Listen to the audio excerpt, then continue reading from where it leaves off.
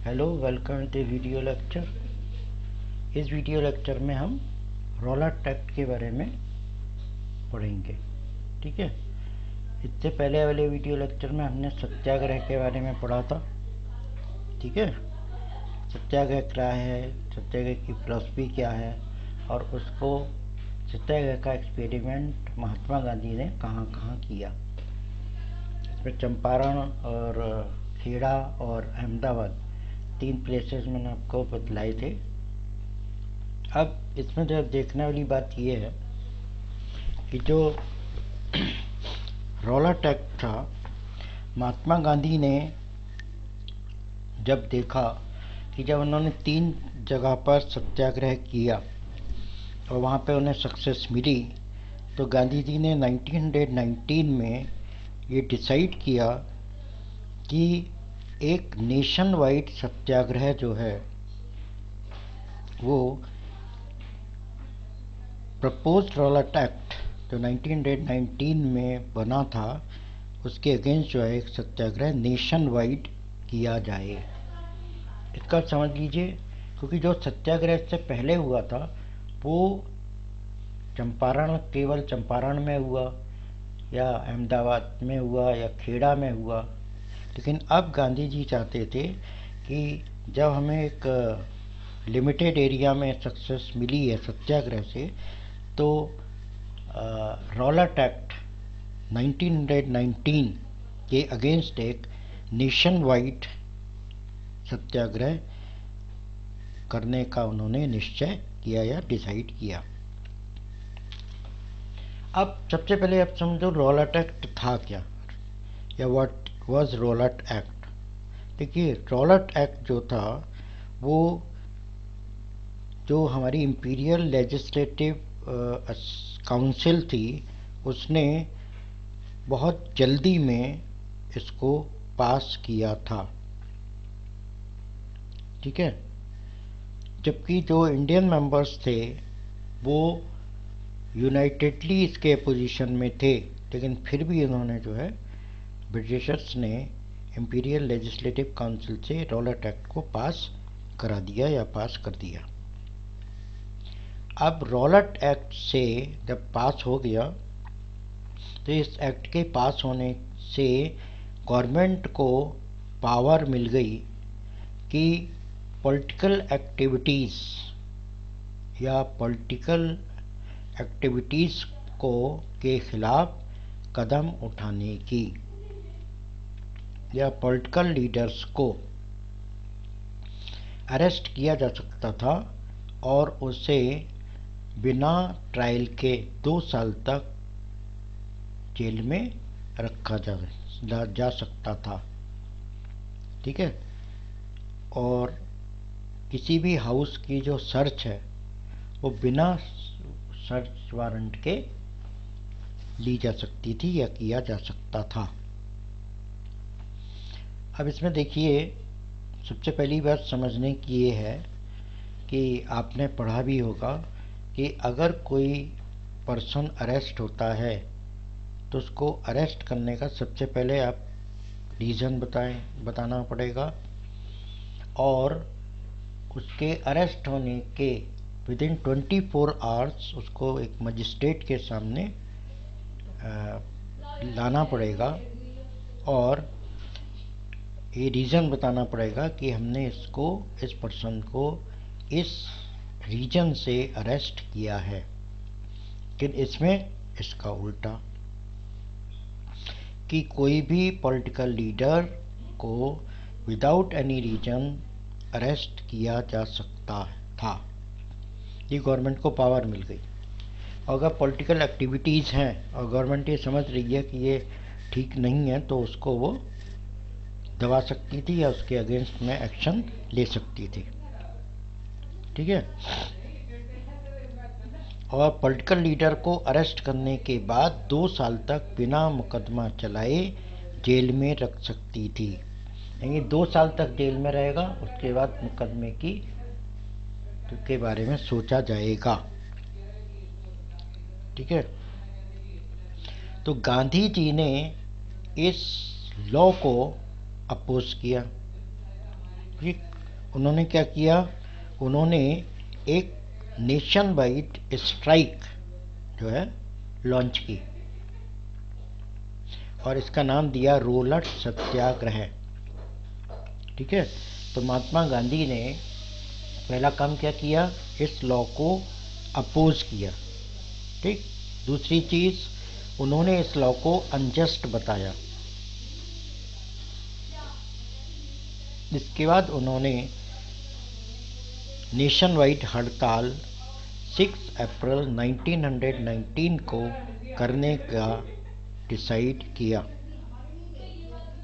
ठीक है, अब देखिए यहाँ पर आपकी बुक में सिविल डिसओबीडियंस लिखा हुआ है।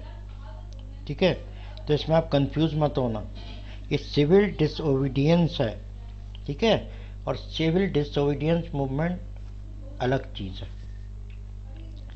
अब इसमें क्या था कि जो गवर्नमेंट कहेगी उसको फॉलो ना करना। ठीक है, या जो गवर्नमेंट अनजस्ट लॉ बनाएगी उसको ना मानना, उसको फॉलो ना करना। ठीक है, तो इसलिए इसको जो है हमने क्या किया, सिविल डिसओबीडियंस जो है नाम दिया गया, आपकी बुक में लिखा हुआ है। लेकिन महात्मा गांधी ने कहा कि वायलेंस इसमें नहीं होनी चाहिए। ठीक है, और 6 अप्रैल को 1919 को ये हड़ताल होगी। ठीक, और इसे उसका उन्होंने रोलर सत्याग्रह का नाम दिया। अब जब गांधी जी ने ये डिक्लेयर कर दिया तो non violent rallies, strike, protests were started in parts of India. ठीक है, तो जो स्ट्राइक्स थी, रैलीज थी या प्रोटेस्ट थे, इंडिया के डिफरेंट पार्ट्स में जो है वो शुरू हो गए। इसमें क्या हुआ, वर्कर्स जो हैं वो स्ट्राइक पर चले गए रेलवे वर्कशॉप में, और जो दुकानें थी, जो शॉप्स थी, उनको बंद कर दिया गया।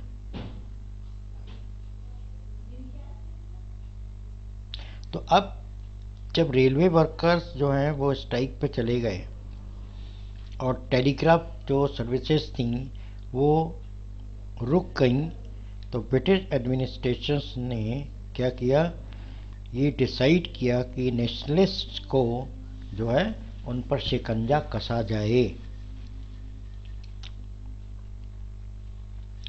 इसके लिए उन्होंने क्या किया कि लोकल लीडर्स जो थे उनको उठाया अमृतसर से और उनको बंद कर दिया। महात्मा गांधी को दिल्ली में उनकी एंट्री जो है उसको बैन कर दिया गया, उनको दिल्ली में आने से रोक दिया गया। 10 अप्रैल को उन्होंने क्या किया कि अमृतसर में एक पीसफुल प्रोसेशन निकाला जा रहा था और उस पर जो है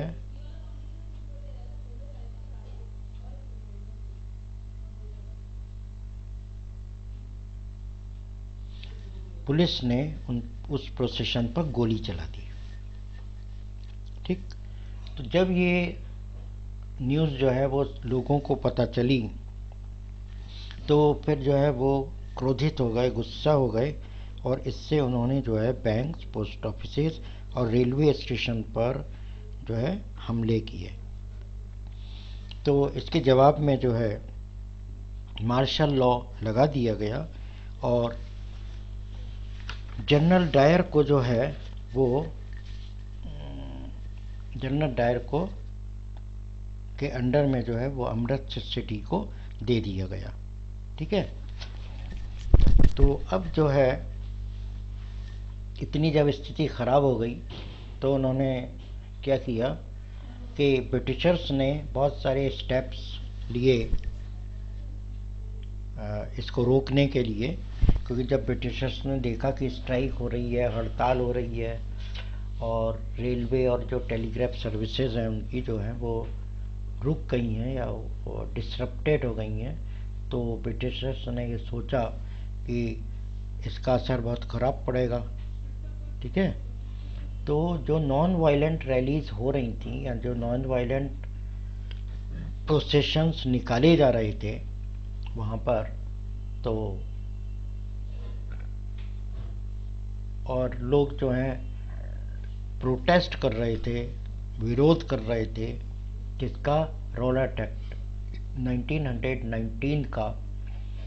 तो ब्रिटिशर्स ने कंट्रोल करने के लिए जो स्टेप्स उठाए उनमें से एक था कि एक पीसफुल प्रोसेशन अमृतसर में निकाला जा रहा था लोगों के द्वारा, तो उस पर जो है पुलिस ने गोली चला दी और गोली चलने के कारण बहुत से लोग घायल हो गए, कुछ लोगों की वहाँ पर मृत्यु भी हुई।